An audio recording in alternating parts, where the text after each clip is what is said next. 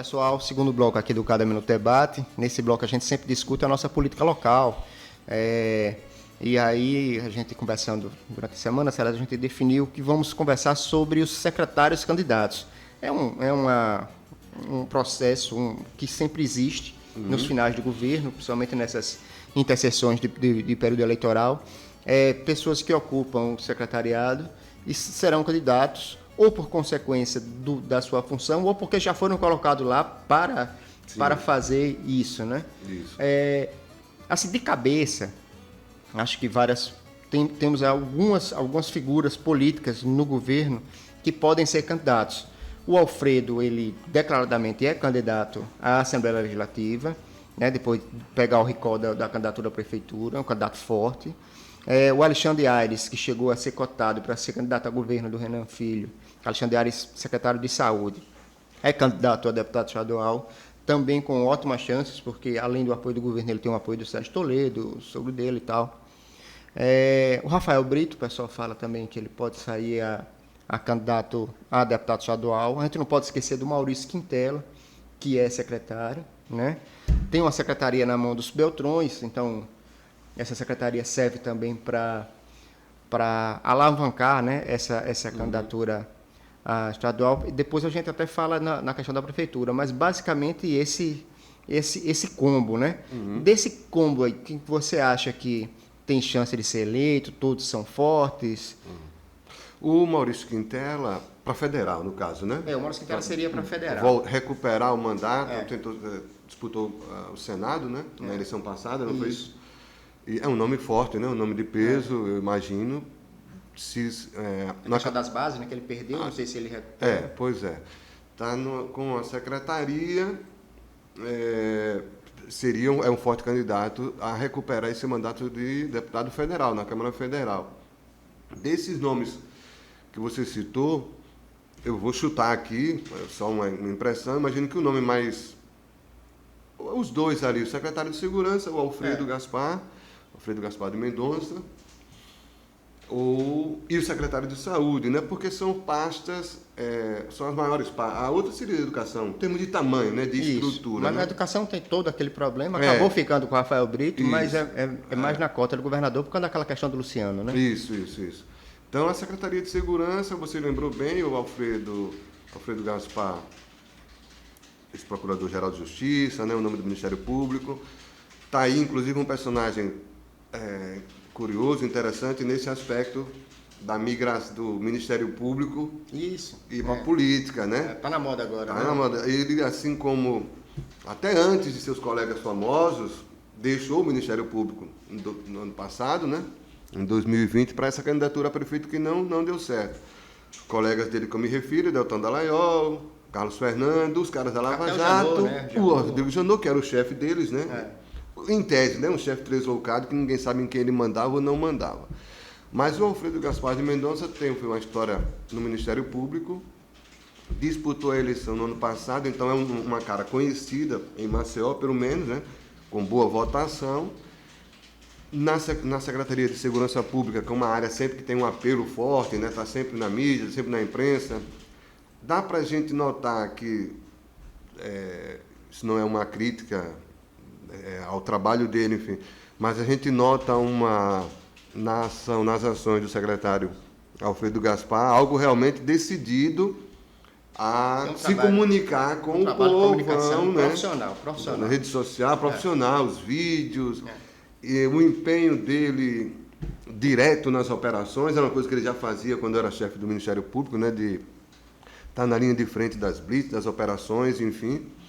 Então, acho que é um nome certo, largou uma carreira, então certamente perdeu a eleição, mas continuou tendo essa confiança, essa relação aí com o governador Renan Filho, voltou à secretaria. Me parece que não deve ter dificuldades, aparentemente, né? Numa eleição para a Assembleia Legislativa, seria um nome forte, realmente. E o Alexandre? E o Alexandre Aires é um cara... Eu acho que se tornou conhecido nessa secretaria do Renan Filho, né? Embora ele tenha uma história mais nos bastidores, trabalhando já no serviço público, inclusive. Ele é irmão do prefeito de Marechal Deodoro, do Cacau, e ele é genro do deputado federal Sérgio Toledo. Então, ele Sim. tem uma base política independente do governo. Tem irmão Mas prefeito. parece que ele tem- fez um trabalho interessante na Secretaria de Saúde. durante a Ele pandemia. ele é um cara aparentemente é um cara tranquilo, à frente do cargo, não aprontou, passou por um teste, eu escrevi também sobre isso aqui no Cada Minuto. Ele passou e passa ainda, né? Mas no auge passou por um teste duríssimo. Até escrevi que era no ano passado foi esse ano ainda, vi um texto em que houve boato de que ele estava sendo fritado na secretaria, né? Isso. Com gente ali, servidores, notinhas e tal. Tem sempre na Assembleia Legislativa a gloriosa bancada de oposição. Davi Maia, aquela turma toda. Né? Essa turma de muito competente na Assembleia, Cabo que Bebeto. inventa uma denúncia todo dia contra o governo do Estado e principalmente, não quero dizer que não tenha que investigar o denúncia e tal, mas os caras fica evidente lá aquela coisa da politicagem e tal. Então inventam uma denúncia todo dia, tentaram várias vezes pegar o Alexandre Aires, a verdade é essa, porque no Brasil inteiro só se falava de compra de respirador com corrupção, vacina, roubo daqui, roubo da colar, compra de insumos. O Alexandre Aires, no comando dessa operação gigantesca em Alagoas, conseguiu atravessar isso, acho que dentro do desempenho razoável, ou daquilo que se aceita realmente do gestor. Ele não é um cara afetado, com presepada, pelo contrário, é um cara sério realmente.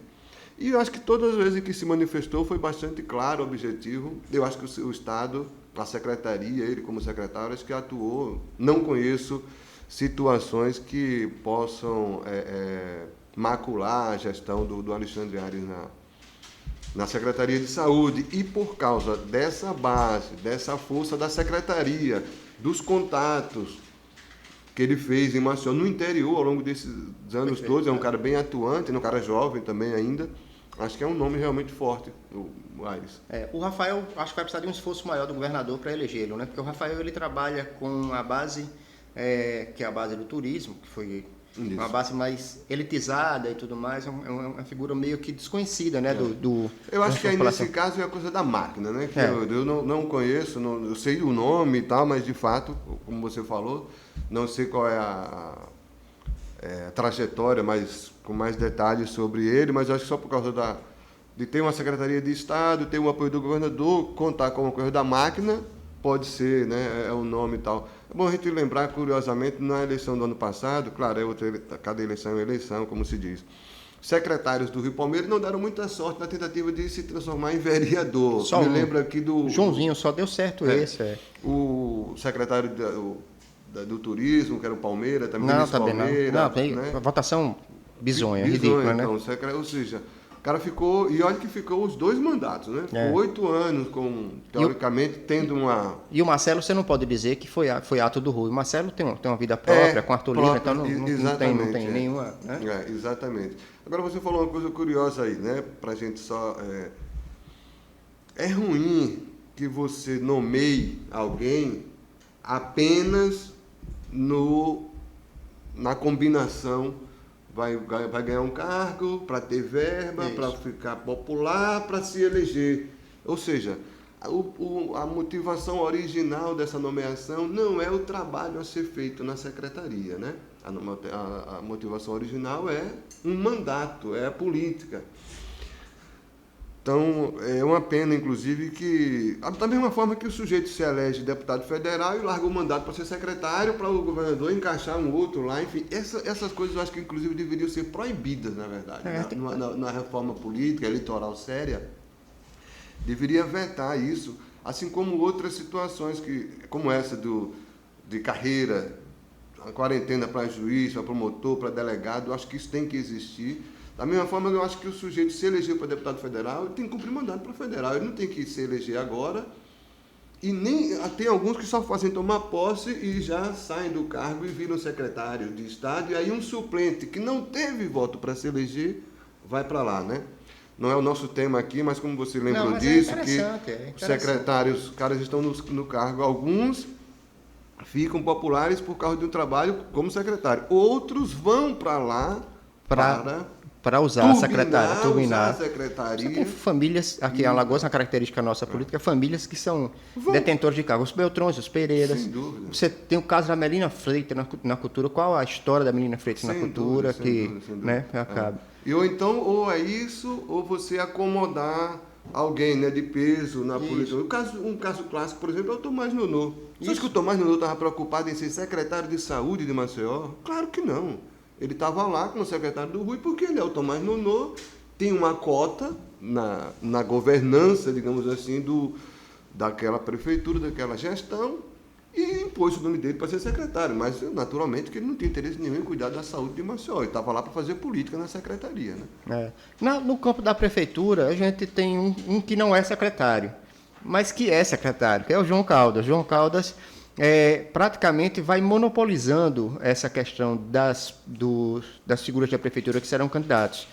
Eu penso isso, imagino isso, que ele até inviabilizou, digo, politicamente no jogo ali no xadrez, a candidatura de alguns secretários, mesmo porque é muito recente ainda, tem alguns secretários 11 meses, 1 ano, mas ele é praticamente o candidato único com o carimbo da prefeitura, né? O João Caldas é esperto, né? É verdade, ali tem história.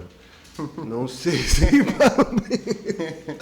Mas você falou, ele não é um secretário, mas é um secretário extraoficial, um secretário sênior, né? Um secretário que é o pai do prefeito, para deixar claro, né, que estamos falando isso porque João Caldas é o pai do prefeito, o jovem João Henrique Caldas, que inclusive escondeu o pai na campanha.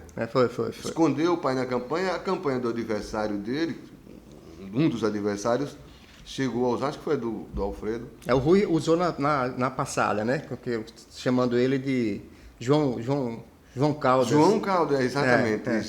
A estratégia de marketing, né? Exatamente. E aí o João Caldas, o pai, apareceu durante a campanha do JHC, gravando, acompanhando o começo do filho, escondido, né? Para não aparecer, não tumultuar, porque, enfim, é uma história muito, muito longa, mas sem dúvida, é o secretário, talvez o mais poderoso, né? Não sei como é a relação aí pai e filho, mas parece que é ótima, né? Pai, mãe e filho, porque tem a Eudócia, a ex-prefeita também, fala-se assim, ex-deputada. que eles tentam fazer o João Caldas deputado federal, que é um candidato forte, e apostam no Rodrigo governador, então a família Caldas pode sair com a prefeitura de Maceió, uma vaga na Câmara Federal e uma vaga no Senado, já que a mãe é suplente do primeiro suplente, o Rodrigo Cunha. Então, a família Caldas sai fortíssima desse processo, né? É isso aí. A gente só não pode cravar, porque, como se diz na política, principalmente no futebol, você tem que combinar com os ursos primeiro, mas vai acontecer, né? A gente tem várias histórias de candidatos que estavam eleitos. Exatamente. Fortes candidatos, né?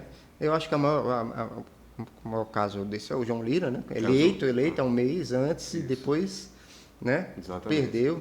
E Cícero Almeida, né? Ronaldo Lesser perdeu, né? Isso. Então, é muito confuso, mas eu acho que o secretário, de qualquer maneira, em abril eles têm que do Estado se descompatibilizar, saírem, isso cria entre maio, eles vão ter que fazer a campanha propriamente dita, e deixa um vazio, né? O Alfredo vai ficar sem cargo, ele sendo candidato de abril até novembro, né? Ele já montou a estrutura dele de marketing e tudo mais. No mais, você tem o Francisco Salles, alguns vereadores que têm uma relação com a prefeitura, que vão tentar voos maiores, a gente já falou no Fábio Costa, o Léo Dias deve ir para deputado estadual, alguns outros candidatos, né? Mas, assim, a família também do Renatinho e da Cecília. A Cecília tinha uma secretaria, eles detêm lá uma força na secretaria. O Renatinho pode ser candidato a governador, pode ser candidato a deputado federal, pode ser candidato ao Senado, está bem, né? Mas, de qualquer maneira, esse é o ponto que eu acho que a gente tem que falar. Ser candidato por ter sido um bom secretário ou ser candidato usando a secretaria, há uma diferença, né? E eu acho que esses dois nomes que a gente tocou, o Alfredo e o Alexandre, com todos os problemas, a gente não está nem criticando nem elogiando, eles vão ser candidatos pelo papel que eles desempenharam na secretaria. Você concorda com isso? Concordo. Pelo protagonismo que estabeleceram, conseguiram com o dia a dia do trabalho. Como eu falei, são duas secretarias fortíssimas, né? Então, trabalho não falta e ocasiões para que você mostre serviço e, portanto, apareça, não vai faltar. Se você aparece porque pelas realizações, não tem problema nenhum, né? Só é problemático é quando você realmente instrumentaliza e força a barra de um órgão público para direcionar para o uso eleitoral, né? O famoso uso da máquina, né? Fora disso, tudo bem, acho que são os dois nomes mais fortes do secretariado, são esses para a eleição de 2022 no Estado, o Alexandre Aires e o Alfredo Gaspar.